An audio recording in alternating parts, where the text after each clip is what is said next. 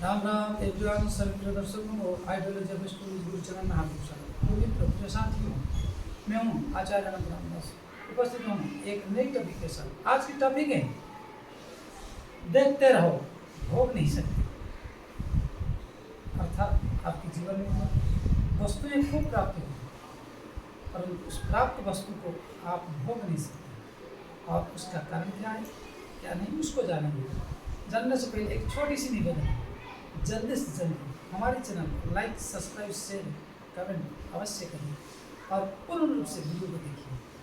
हमारे यहाँ हमारे द्वारा, हमारे टीम के द्वारा श्रीमद् भागवत कथा, रामचरितमानस कथा, ग्रह शांति और आपकी व्यापार वाणिज्य और कहीं जाते हैं, बार बार परेशानी पराजय होते हैं, उसमें सफलता पाने के लिए या कोई ईर्षा पर टोटका टोना तंत्रादि करके रखा है, उसके निराकरण के लिए वैदिक विधान से उसको संपूर्ण रूप से मदद किया जाता है।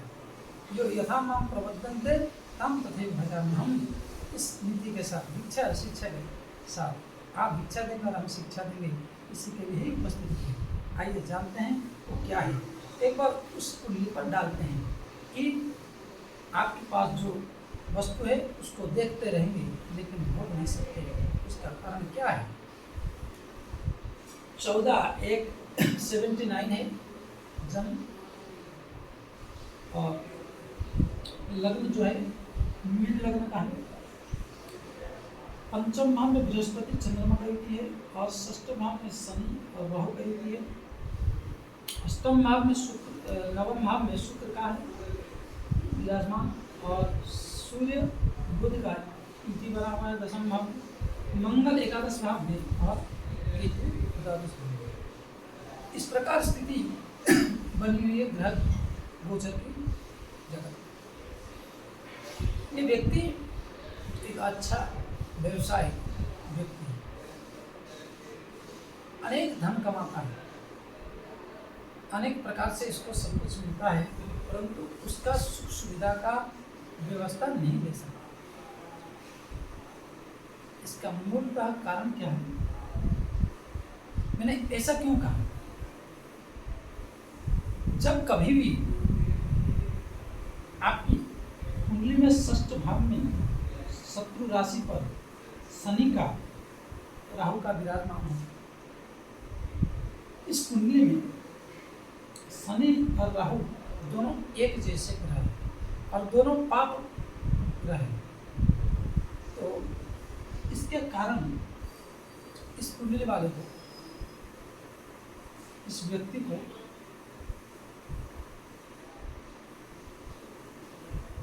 डायबिटीज, ब्लड प्रेशर और कोई भी एक रोग हो जाए तो वो दीर्घकालीन,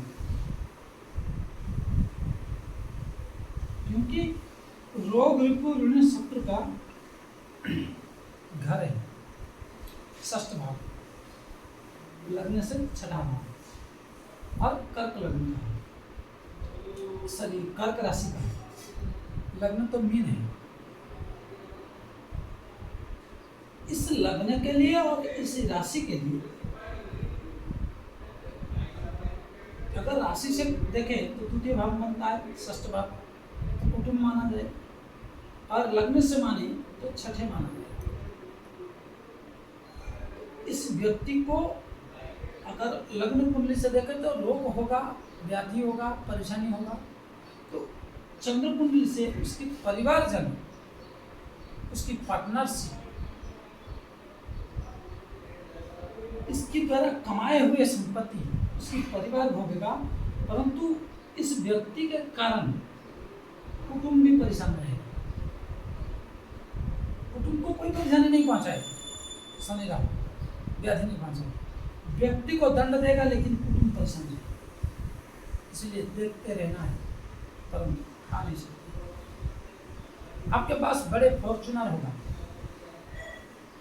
क्योंकि चतुर्थ भाव का सुख समृद्धि का कारक ग्रह दशम भाव में बैठकर सूर्य के साथ,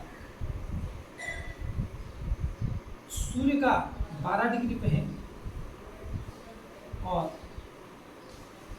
बुध जो है 20 डिग्री कुछ अंशों पर है। तो सुख समृद्धि का भरमार। ये व्यक्ति जिस भी व्यापार क्षेत्र में हाथ लगाएगा वो सफलता, कोई भी ए टू जेड कोई भी व्यापार करे, इसके लिए कोई प्रतिबंधित नहीं, क्योंकि बुध यहाँ कुल दीपक योग और सुख समृद्धि का विशेष कारक बनता है, सूर्य भी कारक बनता है दशम में।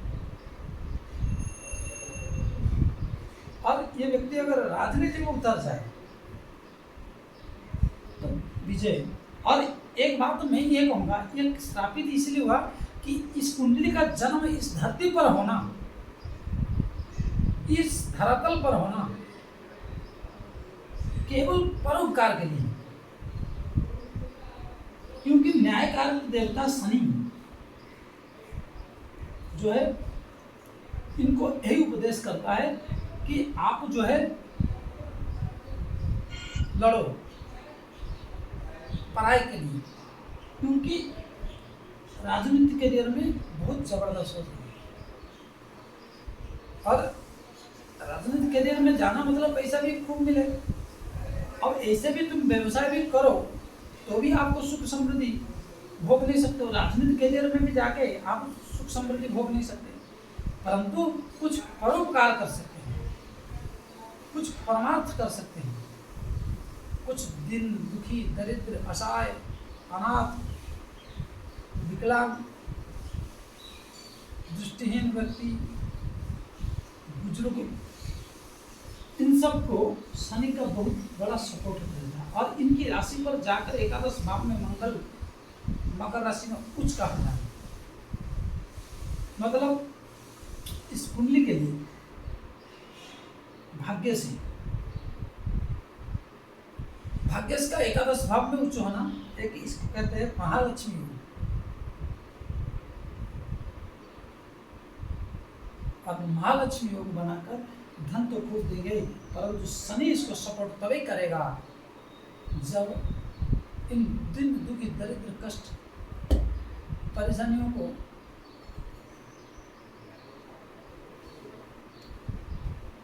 को जन्म देता है। अगर बड़े बड़े लोगों से, खैर राजनीति में से जाने से बड़े लोगों के साथ संपर्क तो बनेगा, इसमें कोई संशय नहीं है। हाँ, जितनी दुखी परेशानी इन लोगों को अगर सहायता करे तो इनके जो व्याधिग्रस्त शरीर है उसमें कुछ कमी है।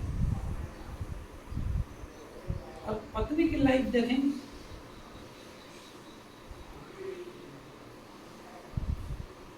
यहाँ से डायरेक्ट अगर देखें तो पंचम दृष्टि बुध पर है, सूर्य पर है, तो दृष्टि से ग्रहण योग तो बना इस व्यक्ति के लिए।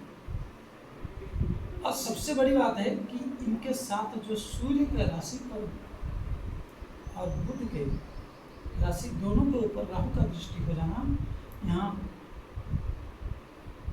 और शनि का दृष्टि तृतीय भाव में और द्वादश भाव में,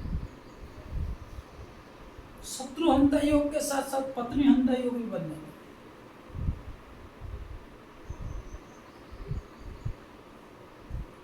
क्योंकि ये दोनों जहां रहेंगे जिस भाव से, उस भाव को स्थान उत्थान और क्रिएटिविटी खूब करा देते हैं। उस व्यक्ति के जीवन में, उस जीवन के लाइफ में जीवन संगीन जो है बहुत दुख रहेंगे। और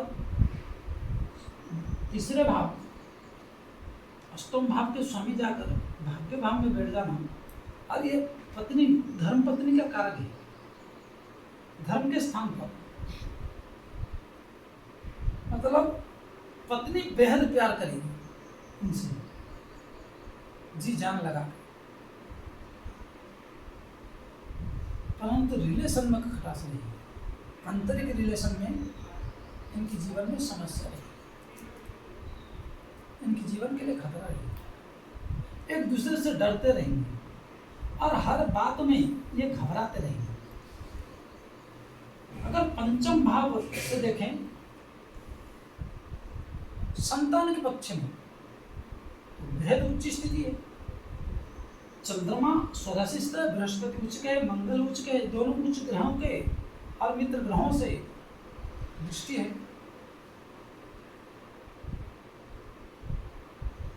तो संतान की खूब उन्नति होगी, संतान भी एक अच्छा बने। दुख इस बात की है कि रोग और पार्टनरशिप, पत्नी, इन दोनों की सुख का आंतरिक सुख नहीं मिल पाएगा। एक दूसरे को चाहेगा आंतरिक मन से,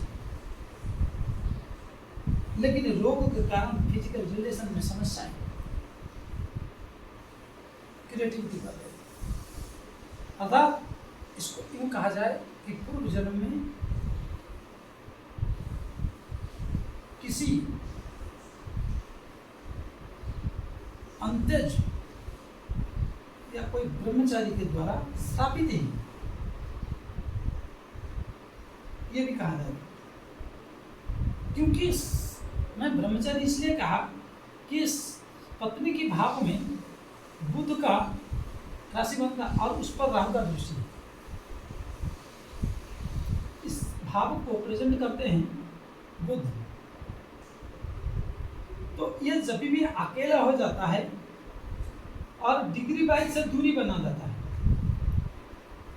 तो यह प्रॉब्लम क्रिएटिविटी करके ये नपुंसकता बना देता है।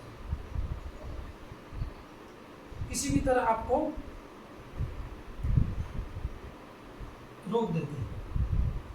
और राजनीति के लिए धन, व्यवसाय, वाणिज्य, संतान, ऐसे इनको एक संतान तो प्राप्त हो चुका है, पुत्र संतान, पुत्र रत्न। इसलिए अगर इस प्रकार आप भी परेशान हैं